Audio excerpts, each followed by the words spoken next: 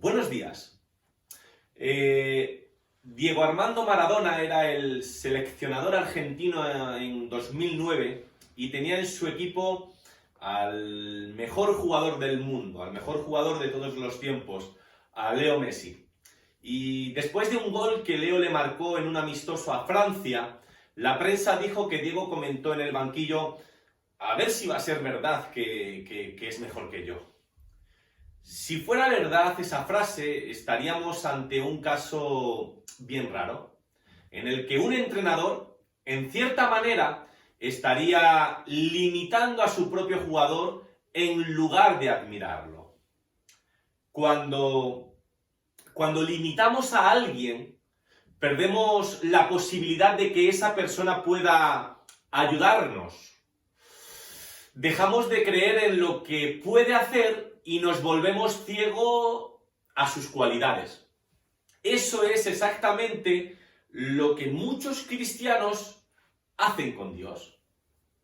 La Biblia nos enseña que el mismo pueblo de Dios dejó de creer en Él, y en sus corazones tentaron a Dios pidiendo comida a su gusto. Hablaron contra Dios y dijeron: ¿podrá Dios preparar mesa en el desierto? Eso lo encontramos en el capítulo 78 del libro de Salmos. Pocas preguntas pueden ser más tristes que esa. ¿Podrá Dios? Si dejamos que la incredulidad gobierne nuestro corazón, estamos poniendo límites al poder de Dios. Dios puede hacerlo todo, no tengas ninguna duda, pero espera que nosotros le creamos. Lo hizo con su pueblo, abrió el mar, venció a Egipto, les dio agua, los cuidó, pero aun viendo todos esos milagros, Israel desconfió de Dios. Cuando el Señor recorría la tierra, la situación fue la misma. En Mateo capítulo 13, versículo 58, la Biblia nos dice que Jesús no pudo hacer más milagros porque las personas no le creían. No es sencillo de explicar, pero es como si Dios limitara su poder a nuestra fe. Él no es un milagrero cualquiera que intenta convencer a los que le ven. No estamos hablando de ver para creer, sino de creer para ver. Es triste, pero podemos limitar a Dios de muchas maneras.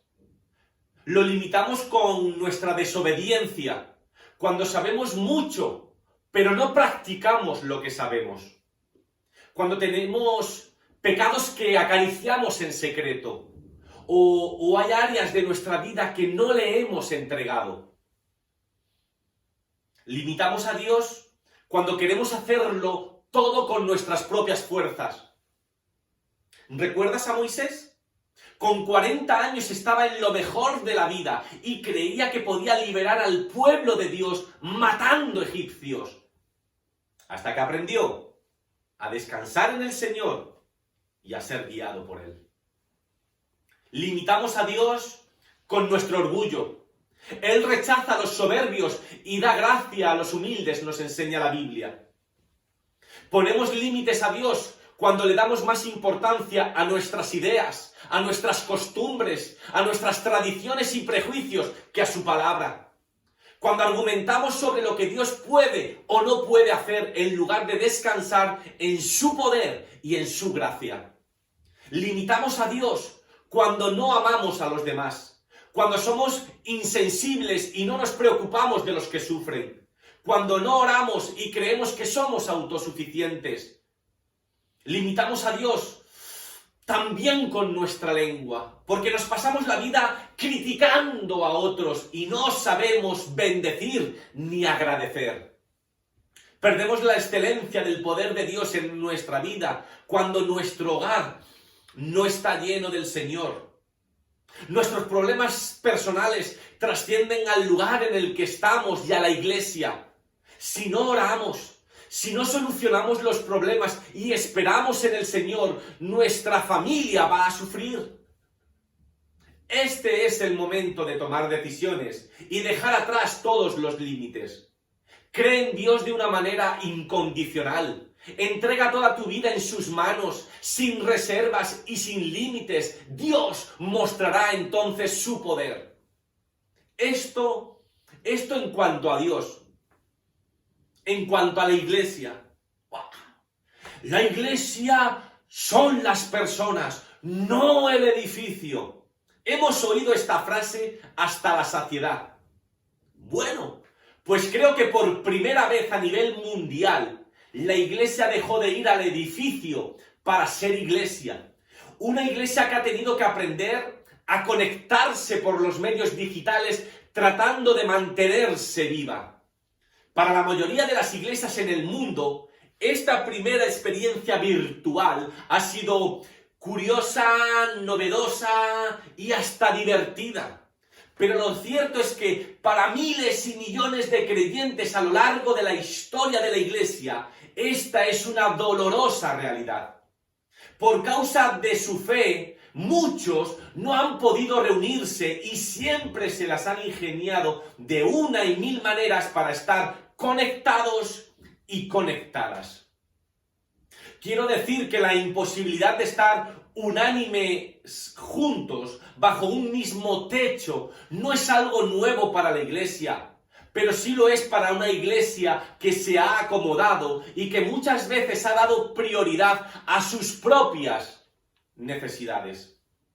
Claro, si es que pensábamos que nunca nos iba a pasar, que estas cosas solamente ocurren en algunos países de Medio Oriente o en ciertas regiones de Asia o África, en donde las puertas del Evangelio están completamente cerradas. Pero nos pasó y nos está pasando ahora. No podemos reunirnos y ahora nos toca vivir nuestra fe en confinamiento. Pensamos que algo así nunca pasaría, pero nos está pasando ahora. El gran enemigo es un virus microscópico que precisamente nos aterroriza porque no lo vemos, no sabemos dónde está, quién lo tiene, pero que está atacando de forma letal. Entonces, la iglesia se ha visto obligada a confinarse, a guarecerse, a no salir y a tener que conectarse por internet o por el teléfono móvil. Aún así, es un confinamiento de lujo. En nuestro confinamiento tenemos todo, incluyendo películas, que si Netflix, que si HBO, que si Prime Video, aperitivos para las películas y hasta más tiempo durante el día para estar con nuestros seres queridos. Pero sigue siendo un confinamiento y ningún confinamiento es agradable. El nuestro es incómodo, molesto, ¿por qué? Porque altera nuestro estilo de vida y nos limita de ir y de hacer lo que más nos gusta. Pero hubo alguien que no solo vivió en confinamiento, sino que lo vivió de manera dolorosa, injusta y sin comodidades alguna. Su mayor privilegio, ¿saben cuál era? Contar con una pluma y un pergamino. Y desde su confinamiento escribió en Filipenses capítulo 4, alégrense siempre en el Señor, que todos los conozcan a ustedes como personas buenas, el Señor está cerca, no se aflijan por nada, sino presénteselo todo a Dios en oración, pídanle y denle gracias también. Así Dios les dará el qué. Creo que dice algo así como su paz que es más grande de lo que el hombre puede entender. Y esta paz cuidará nuestros corazones y nuestros pensamientos, ¿por medio de quién? De Cristo Jesús. El confinamiento no debe marcar la agenda de nuestras vidas. Al menos no lo hizo con el apóstol Pablo. Nuestro confinamiento ha de ser activo, donde en la gracia de Dios podamos encontrar las fuerzas para alegrarnos, Practicar la generosidad en medio de la escasez y de estas compras compulsivas que hay debidas al pánico. Orar y especialmente presentar a Dios las situaciones que nos afligen y que se han visto agravadas por este confinamiento. Dar gracias a Dios, sí, de manera constante y con mayor conciencia de cada bendición que recibimos como regalo divino. Por ahora no podemos salir de nuestras casas, no podemos salir de nuestros hogares, pero aún esto es muestra del amoroso cuidado de Dios, por la cual tenemos que darle gracias. ¿Cuál es el resultado de vivir un confinamiento activo y centrado en Dios? Que Dios derramará su paz en nuestra mente y corazón. Paz. Esa paz de Dios es precisamente lo que más necesitamos en este momento para poder sobrellevar esta crisis vírica y económica.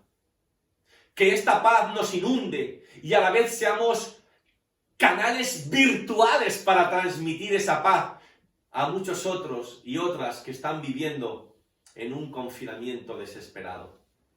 Que la paz de Dios nos dé fuerzas para esperar activamente hasta el día en que nuevamente podamos reunirnos todos bajo un mismo techo.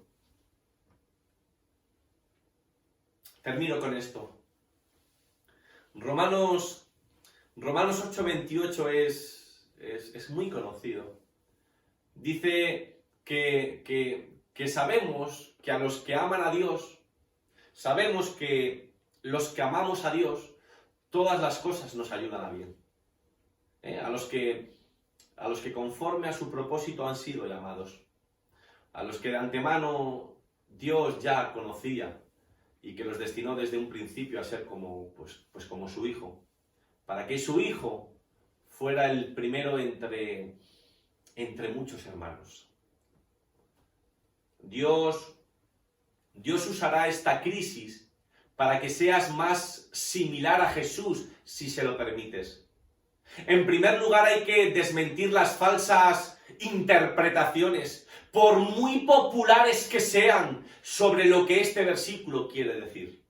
El apóstol no está diciendo que todo nos irá bien en la vida, que nada nos va a pasar en esta pandemia del coronavirus, que la sangre de Cristo nos protege y cosas similares. Al acercarnos a la palabra hay que ser serios con la exégesis y para nada Pablo o el resto de las escrituras dicen semejante cosa. Si quieres creer lo contrario, tú estás en tu derecho, eres libre de hacerlo, pero me temo que sufrirás muchas decepciones cuando el dolor aparezca en tu vida y no sabrás cómo manejarlo. No olvides nunca que Jesús sufrió y murió. ¿Qué quería pues enseñarnos Pablo, el apóstol de los gentiles? Nos está afirmando que todas las cosas ayudan a bien a los seguidores de Jesús. El punto clave es definir qué había en la mente de Pablo cuando usaba esta palabra. Él mismo se explica en el versículo 29. El mayor bien que el Señor desea para nosotros no es la felicidad tal y como esta sociedad la entiende. El mayor bien es que Jesús sea formado en nuestras vidas, que seamos semejantes a Él, que cada día nos parezcamos más y más al Maestro. Si se me permite una paráfrasis, una forma de decirlo con mis palabras, el sentido sería: cuando tú amas a Dios, Él va a usar todas las cosas, incluyo aquellas que nos parecen malas y las que lo son, para que seas más y más y más similar a Jesús. Entonces debemos plantearnos qué aspectos del carácter de Jesús Dios quiere desarrollar en nosotros cuando esta crisis que no ha provocado y que no es un castigo divino nos ha venido. Esta crisis está sacando a relucir aspectos de nuestra vida que, de no experimentarla, quedarían ocultos y no podríamos hacer nada al respecto. Necesitamos más paz, menos ansiedad, más dejar el control, más esperanza, más amor y empatía hacia otros que sufren, hacer más real a Dios en nuestras vidas. Creo que sí. Termino. No hay duda que la crisis del coronavirus está provocando mucho dolor físico y sufrimiento emocional. En nuestra mano está que esto, que es inevitable, no sea en vano. ¿En qué aspectos de tu vida te está llamando la atención Dios por medio de esta crisis? Por favor, no limitemos a Dios ni a su iglesia. Que Dios te bendiga.